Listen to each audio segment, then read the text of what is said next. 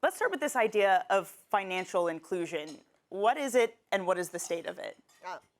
So we define financial inclusion as people, from whatever background, from whatever walk of life, that they're able to have access to fair and affordable financial products and services, so that they can actually weather life's ups and downs, but also build their long-term resilience, and ultimately so that they've actually got that sort of headspace to be able to really participate fully in society and take advantage of the opportunities that are presented to them. And you might say, well, where are we in terms of the UK? So as of today, our latest research, there are 17.5 million adults in the UK in financially vulnerable circumstances. Yes, 17.5 million. 14 million people have less than £100 in savings. So a washing machine breaks down, or you want to get a washing machine. That's a life event. It's not something that's within your realm of possibility. And the real challenge is that actually for people then being able to access the things that, for you, if you didn't have your savings, what would you do if your washing machine broke down? You might borrow, a small amount of money. You could probably get it at a reasonable interest rate, and you'd pay it down and life would be fine. Whereas if you're someone who hasn't, has got a poor credit record, a thin credit file, has had a history of maybe not making some payments, you cannot access that. And so when we talk about small amounts of unsecured credit, we're talking about amounts typically about under £500. But the difference that can make to somebody's life is phenomenal. Right. And Matt, if you could just add to this in terms of where we are now, how dire do you see as the problem with the folks that you interact with, that Barclays UK interacts with? And additionally, push this forward. What do you foresee the problems to look like in November, in December, when the weather turns cold and the cost of living crisis continues?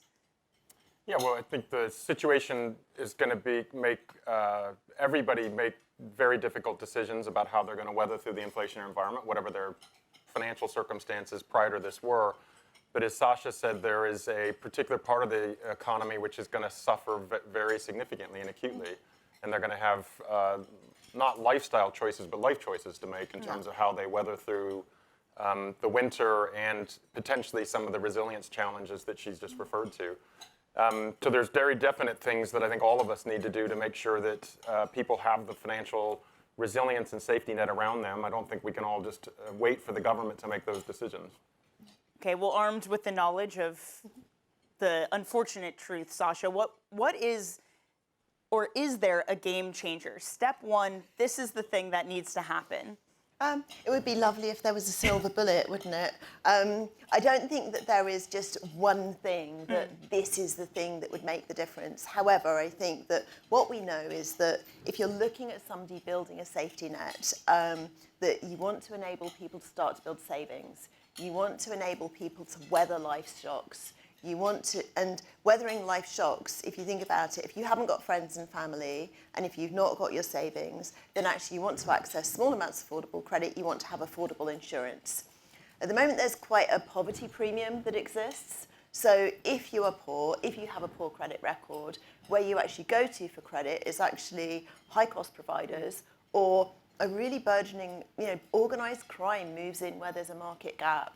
There's a growing amount of organised crime getting into illegal money lending in the UK, and that is tying into other crime in terms of people then how you actually repay if you can't pay financially. And we're at a lovely dinner, so I won't go into it, but you will watch the telly. You can do the maths. Is this something that governments need to step in terms of regulation, or is this just about having access to credit and that solves the problem? I think it's going to be.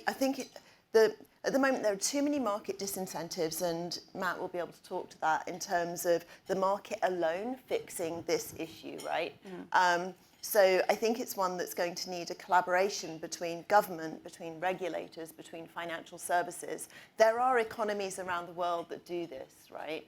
So, where they align what they want the market to do in terms of, how much capital of banks needs to be allocated to certain areas, serving low-income people, looking at how regulation, is tailored not only to protect people from harm, but also to enable a market to function. Right. There are lots of things at the moment that actually would make it really hard for you to step into providing unsecured credit to low-income people. We need to make sure that the environment changes so it makes a logical, rational business decision for you to do that, because community finance providers, credit unions, they are part of the solution, but they on their own are not going to fill the 3 billion gap in provision for people in this situation. Yeah, I mean, what would it look like? Sacha makes a great point. The economic incentives aren't there to provide credit for the financially vulnerable. What would need to change to make it so that that is feasible? So I think there's two things. I think one, as Sacha alluded to, I think you've got a triangulation between confidence tools and ultimately support. So I don't think any one of those is on its own going to solve it. So on the confidence side, we do a lot through a program we call Life Skills. We've done it for 9 years now, impacted nearly 13 million people across the UK on really basic financial education skills. We don't do that for any other reason than we see all those customers every day in our different interactions with them, and we know that they don't have the confidence to manage that. Even if they have a bank account, they don't have the confidence to use it in the right way to build the financial resilience as Sacha rightly described. To the tools is everything from very simple budgeting and other tools. And as much as we think that is self-evident to most people, they don't necessarily understand how an APR on a credit card or a loan works. They don't understand how to manage their own budget necessarily as disciplined as other people might in other walks of life. And then finally, the products, I think, are a part of the tool and the support to be able to slot into that. But if people don't have the self-confidence, the awareness, and the tools to be able to use them in the right way, even having the product isn't necessarily going to help them. I think the model problem that Sacha describes is more a bridge, because we do have those community development finance organizations in the UK. It's if they can help, if you will create the confidence, give them the early stage interventions, how do you then build a bridge between that and the more mainstream financial community so that they can then become back a part of it? What is the bridge then?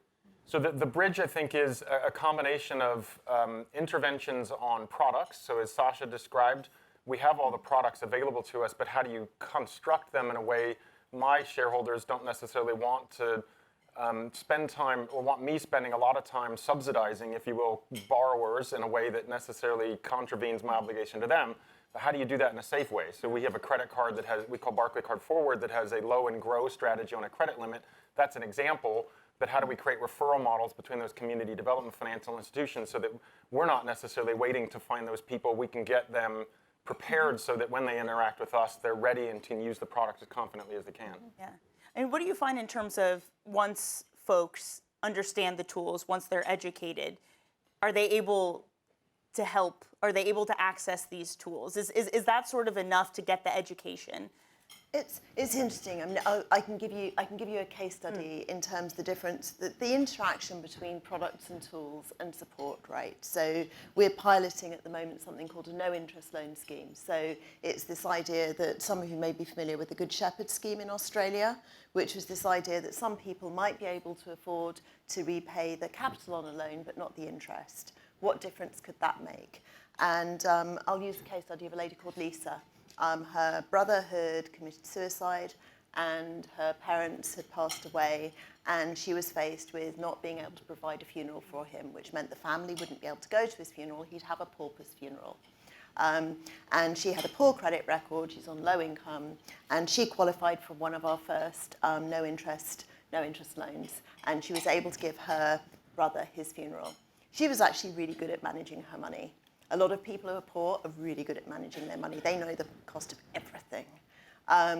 But what she actually got was, in doing this no interest loan, what the credit union did was said, right, when you pay us back £1 a week more. That went into a savings account. So by the time she'd paid back the loan, she also had built up some savings.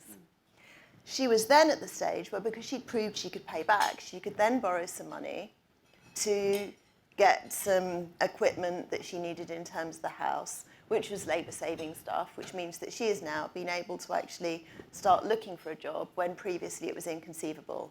So this idea of these things as stepping stones, and I think the education works best and Matt, with all due respect, I think understanding an APR isn't, what people need to know is like, what is the cost of this to me? I don't know how many people in the room could actually calculate an APR. I did chemistry at Oxford, I can't.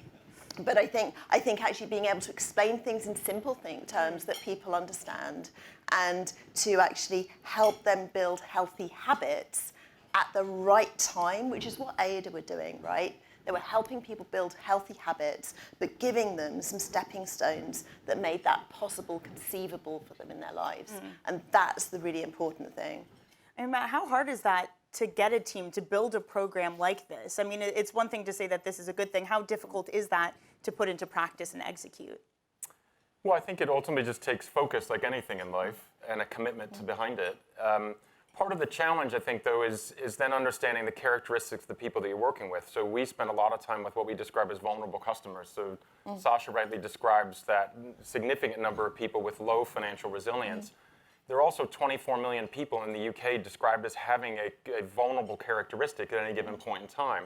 And those characteristics could be anything from a mental health issue, a bereavement, things that make them, even if you will, normal circumstances, they feel competent to manage their finances, there's something that's causing them to not be able to do that as well as they can. And I think a big part of what an organization like us can do is, again, we see so many millions of customers every day, is how do we spot those vulnerabilities and how do we tailor what we do and the support that we provide to people to recognize them so that, again, as they build those healthy habits, you're bearing them in mind in terms of how to shape those habits and what shape they would take. So we've trained 12,000 people in the past year how to spot 34 different vulnerability characteristics. That's not a simple thing to do because my team, they're not counselors, but they're getting to a point where they have to have a little bit of that mentality so that when they're spending time with an individual, they've got to look for the subtle cues that suggest this individual needs different treatment and different support than the average customer that we see. Yeah, I think there's a really interesting thing. I was bringing this brilliant challenge in terms of what can everyone in the room do. One of the things that I say is 50% of people in financially vulnerable circumstances are in employment. Yeah. And it may be due to their family circumstances. It may be people who are cleaners in the building, different people who will actually have challenges that you may not be aware of, may not see. One of the things that actually lets people like illegal moneylenders thrive is shame. The biggest word associated in terms of when people get into financial difficulties is deep shame. And we've managed to start the destigmatization journey on mental health, but talking about financial health and worries is really challenging. I've even seen that with my son who's at university, right? He's actually doing okay, but he's with some friends who are substantially much better off. And he spent much more than he should have done in September because he was trying to keep up with his mates. And so some of those things of actually everyone in the room just normalizing, checking in with people, whether actually, can you afford this? Is this okay? Because, when I talk about people in financially vulnerable circumstances, you may have formed a picture in your mind of someone who's in crisis, a situation. But, 3 million people are people who've got into problem debt who are earning 30,000 or more a year, right? And so I think being able to normalize talking about our financial matters, talking about, can you afford this, is okay, not making the assumptions, because that's how people can find they get into situations where they spiral. There are 8 million people in problem debt in the UK. During COVID, 11 million people built up £25 billion worth of personal debt as they were trying to deal with some of the consequences, because while some people could save, there were an awful lot of people who eroded the buffers they had and had to go into borrowings. So I think that's my first thing, is everyone can normalise that, but also make people aware that, as Matt said, there are community finance organisations whose awareness levels, for anyone in the room a marketeer? No? Excellent. Right, Jane, awareness levels of credit unions and community finance organisations is 2%. It's like through the floor. And so getting people aware that there are places they can go to then helps us start to build these bridges in terms of referral mechanisms. Because actually, those community finance organisations, they are currently delivering 300 million of that 3 billion gap. That's a hell of a gap to fill. But if we can scale them, then they might become investable for you to be able to look at your shareholders and say, yeah, actually, this is a sensible investment for me to make. And that's the journey we've got to go through. I kind of want to get your take on Sacha's first point, because you're at this obvious, very fascinating intersection of offering these services to folks who are financially vulnerable, but also an employer, someone who manages employees. How do you look at that? Do you have programs for your employees? What does that sort of balance look like? Yeah, of course. So we have all the support that we provide externally. We first make sure that we practice at home first and make sure that all of our colleagues first are paid well. So there's the living wage that we provide. And then two, that the tools and capabilities available to them are as strong as they are to any of the external communities in which we provide them. The big thing, I think, for us, though, is where those problems show up. And I think Sacha just alluded to this, but, we find a lot of the challenges that she just described in terms of that shame, people aren't going to tell their employer about this issue. Right. So it isn't as though we can hold forums with colleagues around the room to say who's got a financial challenge. They're not going to declare it in that way. So part of it is educating line leaders as to how they, again, spot signs of vulnerabilities in their own team. So that the thing that manifests itself as a performance weakness in the job might actually have an underlying economic or family issue around it. And again, that's a huge management challenge in terms of building the skill and capability to do that I think every organization can learn. And then two, again, where does the problem show up? We're spending a lot of time, for instance, with the NHS, because a lot of financial health issues end up as physical health issues. We have a partnership with Family Action and food banks, particularly to try to build scale in that, and then also with the Trussell Trust, a partnership where we're educating the people in the food banks that they run to spot financial challenges that are endemic in the individual that they're serving through the food banks, that again, you can catch the underlying issue to correct the surface issue, which is not being able to provide food for their family. And they're very excited about the fact that they can not only teach their colleagues financial skills so that they can then impart that into the people that would use the food banks, but also digital skills. And I think there's a whole other underlying future-oriented challenge here, which is around the economies going digital. And a lot of the people that we're describing here don't have the basic digital confidence or digital access to be able to participate in that modern economy. And that's just going to make the problem and some of the divides that we're looking at even more challenging. When we're talking about this idea of tailoring the product, tailoring the help to people, one thing that COVID certainly did was exacerbate those who need to provide childcare, those who take care of the elderly, which overwhelmingly falls on the hands of women. How does that make a difference in terms of offering these products? I think, again, it goes into really, I think you bring up such a good point, because it's stepping into the lived realities of people's lives. So, one of the next no-interest loans was to a lady who was a single mother, wanted to go back to work, but needed to secure a nursery place for her child. To secure the nursery place, she had to pay a month's fees up front before she'd got into the job. She was able to have a no-interest loan that then enabled her to secure the nursery place, which means that she's then got into employment. And so I think it's another one that we funded through one of our providers, Fair for You, in partnership with Iceland, right? It received some press. It was a £50 food top-up card. And there was a bit of a is that buy now, pay later for food? No, what it enabled people to do is at £50, you qualify for free delivery for your groceries, and you can buy in bulk. So you now think you're a single parent with children. Now something that became a massive labour has become a possibility for you. So I think that's the really important thing, is that one of the things where things fail is that the financial system is largely designed around people with predictable lives and predictable incomes. And things that work brilliantly for people whose lives are like that are hazards for other people. A direct debit, if you're not getting an irregular income, isn't something that's easy where you can save money. It's something that can tip you into an unauthorised overdraft and give you real problems.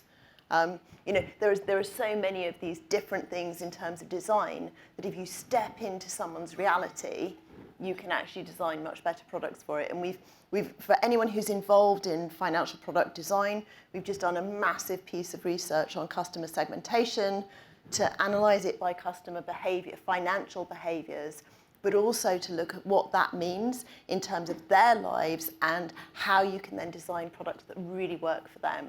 And so if anyone wants to get involved with that, we would love to spend time with you. Sacha, I love all these call to actions. They're excellent. Matt, I'll give you a moment to do some call to actions, but I first do want to ask you the same question in terms of sort of product for the person, especially, again, as there are certain groups of people who have been more impacted by financial inequality than others. Yeah, without doubt. And again, I don't think it's about product per se, but it's about how you help people use the product in a different way. And some of the modifications, as Sacha described, around making the product more flexible so that they can see the fact that it has the feasibility of suiting their needs. And again, I think for big banks in particular, it's taking what look like standardized, simple products and breaking them down and creating the modularity that allows people to piece it together in a way that suits their circumstances, part one. And part two, I think, bringing that to life. So again, through segmentation so that we better understand not just whether or not someone's vulnerable or not, but also the way they want to use the product. And that we tailor, again, communications and the interactions that we have with them, whether that's through the digital app or the person that they're speaking to on the phone or even in a physical premise that is ours or someone else's. And getting that level of complexity into our system so that we can create the flexibility to support people better is I think the obligation that I feel, and I think anybody in a large organization needs to start to take a hold of. What has been the take-up of these sorts of things? Because Sacha, you were talking about this idea that, I mean, the word needs to get out there. People need to learn about it. So what has that journey looked like for Barclays? Yeah, as I said, for us, I don't purposely or personally spend a lot of time looking at volume, because I think it's about system design, and the volume will come once the system design works well. But I think we've definitely, as Sacha's alluded to, have anecdotes where we know where we get it right in a local community with the right team, with the right design of a product and the support around it. It definitely takes off. So what we're focusing on is how do you replicate that across communities across the UK and getting the volume of communities being supported in the right way rather than the volume of customers per se. Yeah, well, we only have a few minutes left. I do want to wrap it with some more tangible, this is what needs to be done. Sacha, I mean, you've given us so many, but I don't know if you have any more in your arsenal, especially, if you want to give Matt advice about what Barclays UK needs to do, these financial service providers. What do you still see missing?